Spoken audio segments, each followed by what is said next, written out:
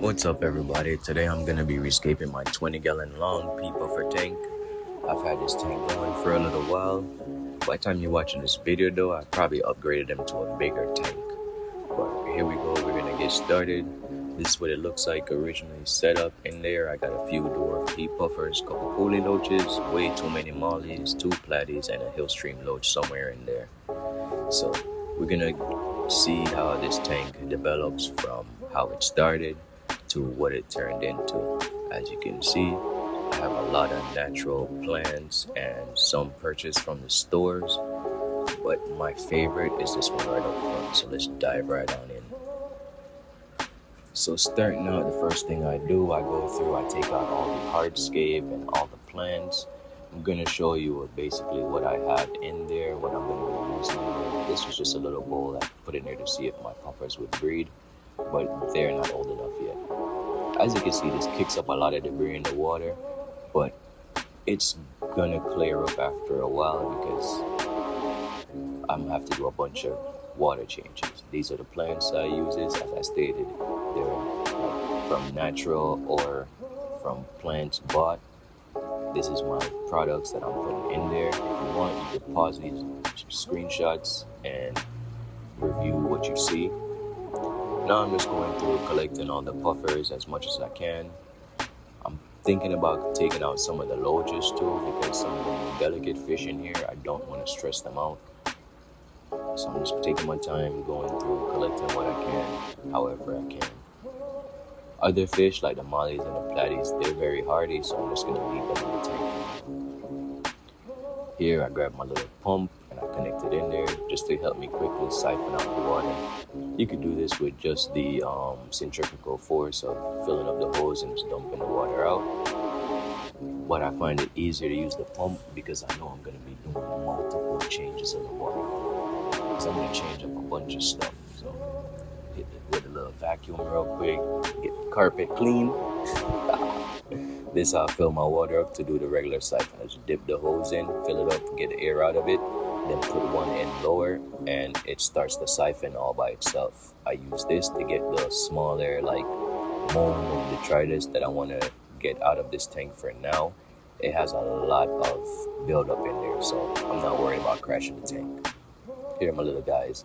About 9 of them of each, 9 pulleys, 9 puffers. This is the water and everything I took out of the tank so far. Yup. So, I gotta put all this stuff back in. So, I'm gonna get started. Oh yeah, some hydrogen peroxide. And I also got these live rocks from the Everglades. Broke it up with a sledge. I'm gonna use this to decorate the tank.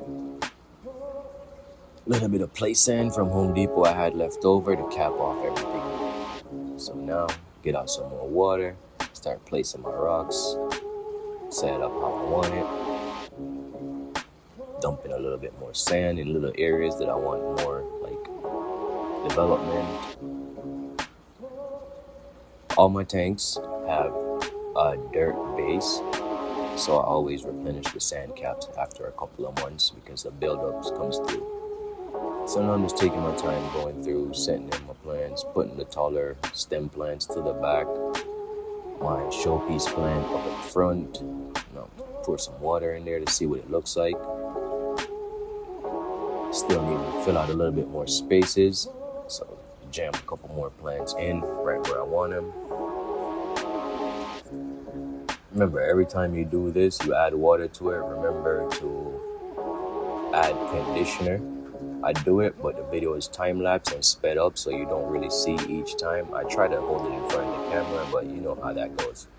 I had to change the water head because I didn't like the way the one was going in.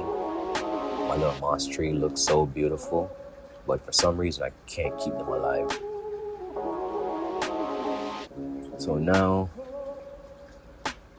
continuous water change, trying to get the pump re-siphoned. I added a DIY skimmer on the front. Just made that. Just watch a bunch of YouTube videos. I come up on different ideas and I throw it in my tank. Now this is kind of what it looks like. This is just a few hours after the final water change. I might do like a little major 45 to 65% water change just to get it clearer. I have a bunch of terrestrial plants on the top to help with the filtration. And as you can see, my filter's baffled. And then I added the puffers and the loaches off screen so you can see them trying to explore and get into their little crevices. This is one day later. Starting to clear up, but it's still a little bit cloudy. Plants are still settling in, but all my fish are alive. I lost nobody. Everybody's exploring, everybody's having a good time. People are getting a little bit of antsy because, you know, here's the before. Looks nice. Nice planted tank. Beautiful. Then this is the following day. I like my setup. I can't wait to see what it looks like when the plants grow in. And this is a couple days later. Everything settled into its own, looking nice and lush. Started losing my moss tree, so I'm gonna eventually change that out. But as you can see, everybody's happy. Everybody's finding their little homes, little holes. These are my other tanks.